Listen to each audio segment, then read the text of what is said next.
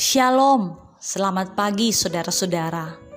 Puji Tuhan karena Tuhan masih berkenan menyapa kita dengan firman-Nya sebelum kita memulai aktivitas kita pada hari ini.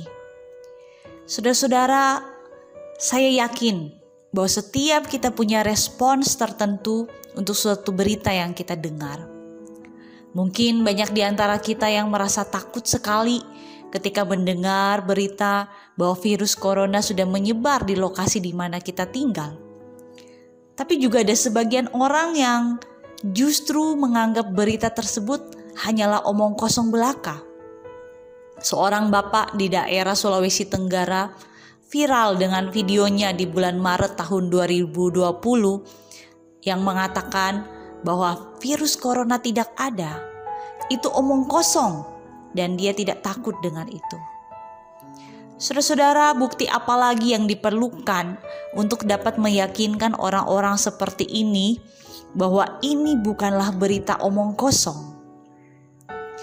Saudara-saudara, sejak 2000 tahun yang lalu, berita tentang salib juga menjadi berita omong kosong.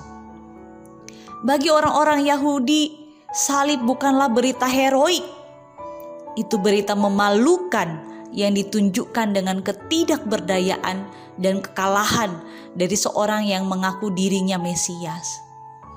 Bagi orang Yunani yang begitu gila hikmat, salib adalah berita yang ditertawakan karena tidak masuk akal. Mereka berpikir, mana mungkin di dunia ini ada orang yang rela mati bagi orang lain dengan cara yang hina dan terkutuk seperti ini. Saudara-saudara, Paulus mengatakan kepada jemaat Korintus dalam 1 Korintus 1 ayat 18, sebab berita tentang salib memang adalah kebodohan. Versi Bimka mengatakan itu adalah omong kosong bagi mereka yang akan binasa.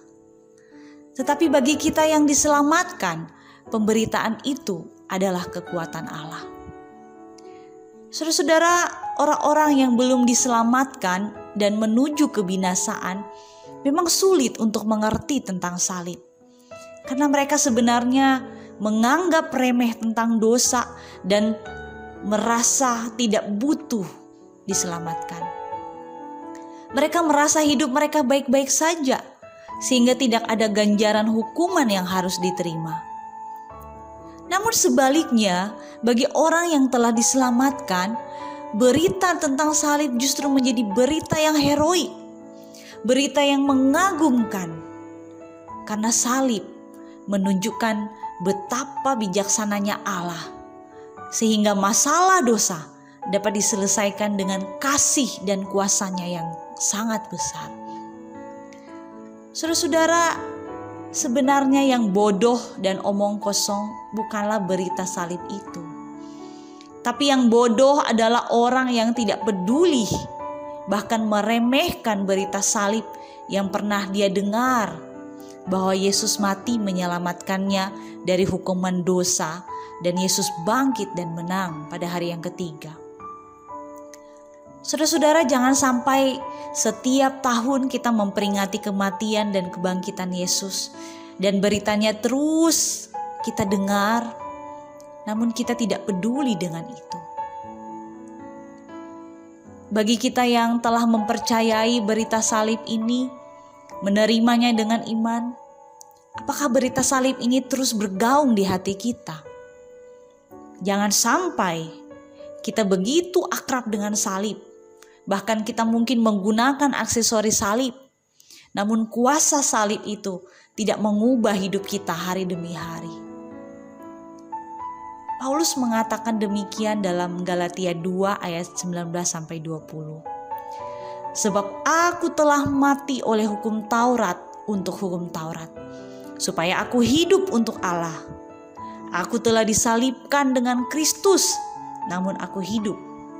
Tetapi bukan lagi aku sendiri yang hidup, melainkan Kristus yang hidup di dalam aku. Dan hidupku yang kuhidupi sekarang di dalam daging adalah hidup oleh iman dalam Anak Allah yang telah mengasihi aku dan menyerahkan dirinya untuk aku. Kiranya Tuhan menolong kita saudara-saudara untuk dapat menyalibkan diri kita setiap hari agar hidup kita sungguh berubah, berkenan, dan layak di hadapannya. Amin.